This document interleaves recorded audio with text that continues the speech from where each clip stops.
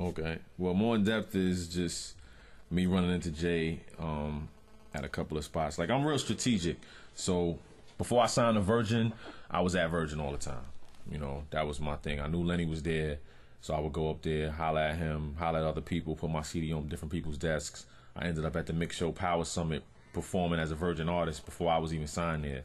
And that's just off of networking with other people, you know, other than Lenny. So I was doing the same thing as I was supposed to make that transition from Virgin to Def Jam. Like, I didn't take it and just let it, you know, let the powers that be work. I was up at Def Jam. I was giving out T-shirts. I was talking to this marketing person, that person, letting them know, hey, I'm coming in the building.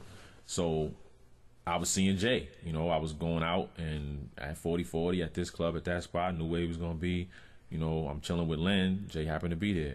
I wouldn't go over to him. I was just chill, let him talk to me, and you know, we spoke. We spoke more than once, and it was just a conversation. Like, it started out real cool, real cordial, and you know, every time I see him after that, it was something different.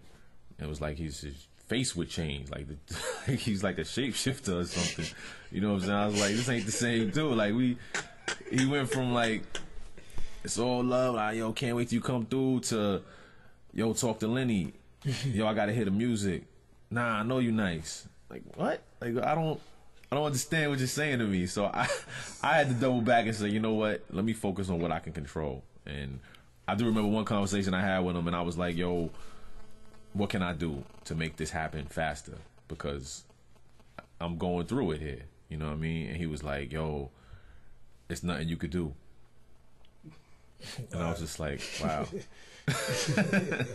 You know, it threw me off, man, because I was like, this guy I look up to, you know, as an artist, as a person. It was like, it was hitting me, you know. But I'm still here. I don't want to focus on him anymore.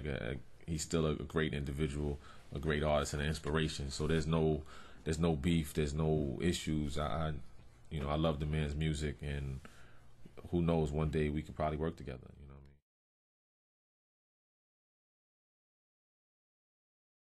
what I mean? I don't really worry about things like that because I believe in a higher power. So if I'm supposed to be doing this, if people are supposed to hear my music, then I think that's just gonna happen.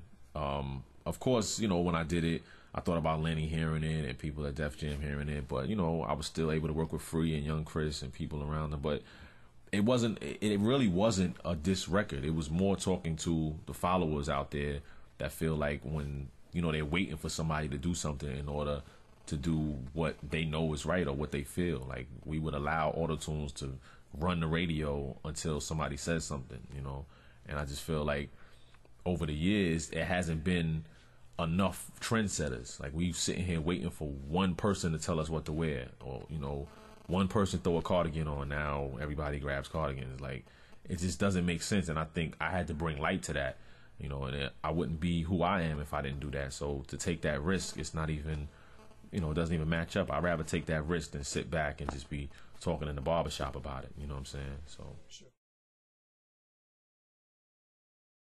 I'm on Chambermusik? Oh, that's what they say. That's what they I didn't even say. know. Yeah. I thought this was straight through Koch. Somebody hoodwinked me. Oh, man. Nah, my man DJ Victorious, man, you know, he called me one day when I had just separated from my management, and we had just finished up like the 12 CDs. Well, we was almost finished, and I didn't know what the hell I was about to do with my life. Like, I was like just kind of lost, and he called me. He's like, yo, you want a record deal? I was like, a what? He's like, yo, you want a record deal? I was like, get out of here, man, stop playing around. And he was like, nah, my man, you know, my man G Clef, like, you know, he heard about you, and I let him hear some freestyles, and he was liking what he heard. So I was like, let me know, man, I'll take it. You know what I'm saying?